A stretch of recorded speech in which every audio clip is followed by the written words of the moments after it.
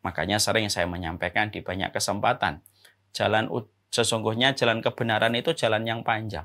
Yang lelah akan lelah, yang letih akan letih, yang bosan akan bosan, yang berbalik arah akan berbalik arah. Yang tertinggal dan tersisa hanyalah mereka yang betul-betul bersabar, dan itulah yang akan terus berjalan di atas kebenaran. Allah tidak mewajibkan kita sampai di ujung jalan kebenaran, tapi Allah mewajibkan kita supaya kita mati di atas jalan kebenaran. Maka itulah yang menjadi tugas kita dengan seluruh konsekuensi yang memang harus kita berikan dalam membayar setiap komitmen dan tanggung jawab kita di dalam penghambaan diri kepada Allah. Dan ini adalah panggung kita, panggung yang memberikan kesulitan dan rasa berat di dalam penghambaan kita kepada Allah, tetapi balasan dari Allah jauh lebih besar daripada semua pengorbanan yang kita berikan.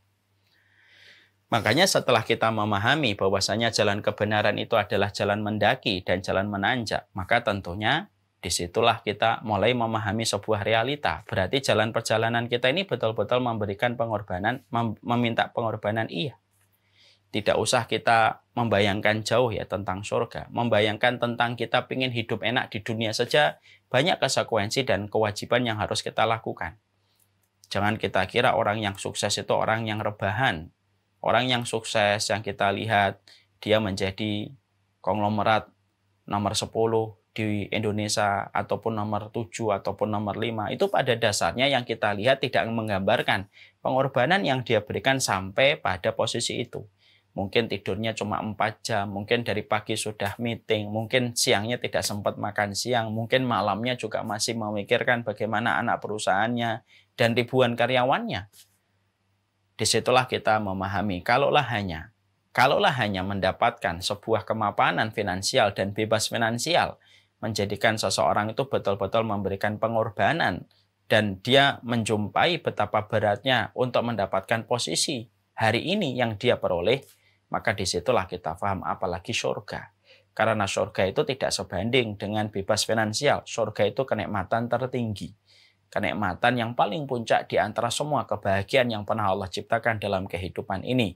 Makanya tidak salah. Ketika surga itu disifati dengan kata tinggi, berarti jalannya itu disebut dengan Aqobah. Wa ma adraka mal Aqobah. Tahukah kita jalan Aqobah itu apa? Jalan menanjak, jalan yang memanjat yang begitu berat yang dilewati di dalam kehidupan manusia. Makanya kita akhirnya menjumpai di dalam surat Fatir ayat yang ke-32. Allah kemudian menyampaikan kepada kita, summa awrasnal kitabal ladzi istafaina min ibadina faminhum dzalimun li nafsihi wa minhum muqtasid wa minhum sabiqum bil khairati biidznillah. Makanya ketika Allah itu sudah menyampaikan di dalam surat Al-Balad ayat yang ke-11 tentang jalan Aqobah, itu jalan kita. Jalan kita adalah jalan yang penuh dengan duri, jalan yang penuh dengan usaha komitmen untuk menahan nafsu, jalan yang dilewati dengan susah payah, bukan jalan permadani, bukan jalan-jalan istana yang lengang dan indah mempesona, di pinggir-pinggirnya itu adalah taman-taman bunga, bukan itu jalan kebenaran itu. Jalan yang tentunya ada banyak konsekuensi yang harus dibayarkan. Setelah kita memahami itulah jalan Aqobah, disitulah kemudian kita menjumpai Allah lalu menyampaikan kepada kita bahwasanya setiap manusia itu pada dasarnya terbagi menjadi 3 dalam perjalanan dan pengembaraan mereka menuju kepada Allah. Makanya di dalam surat Fatir ayat yang ke-32 Allah menyampaikan, kemudian kami wariskan kitab kepada hamba-hamba yang kami pilih di antara hamba-hamba kami. Dan sesungguhnya di antara mereka ada yang zalim kepada dirinya sendiri, ada yang mereka itu pertengahan, ada orang yang bergegas di dalam kebaikan dengan izin Allah. Maka dari ayat inilah para ulama lalu membagi orang-orang yang hari ini berjalan menuju kepada Allah di dalam trek jalan ini, maka sesungguhnya para pengembara yang menuju kepada kecintaan dan rahmatnya Allah itu terbagi menjadi 3 kelompok. Yang pertama, yaitu adalah kelompok manusia yang disebut dengan dzalimun li nafsihi. Yaitu adalah kelompok manusia. Dia berjalan di atas jalan ini, tetapi dia mendolimi dirinya mereka sendiri. Mereka tahu ini maksiat, tidak memberikan kepada mereka kerusakan, tapi mereka tetap mengerjakan. Mereka tahu ini adalah perkara yang dimurkai oleh Allah, dan dia tahu perkara yang dimurkai oleh Allah itu akan memberikan berbagai macam masalah dan problematika, tetapi tetap dikerjakan. Mereka suka mendolimi diri mereka sendiri. Maka ini adalah kelompok yang melakukan ketaatan tetapi masih banyak melakukan kemaksiatan. Taatnya tetap dikerjakan, tapi maksiatnya jalan terus.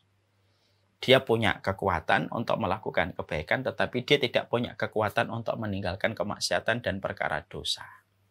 Makanya Masya Allah ya, memang meninggalkan dosa itu jauh lebih berat daripada melakukan ketaatan. Ya, makanya ada sebuah perkataan salaf yang sangat bagus. Ya, al-hasanatu yaf'aluha as-siddiq wal fajir. Perbuatan baik itu bisa dilakukan para pendosa dan dilakukan orang yang beriman atau orang yang jujur.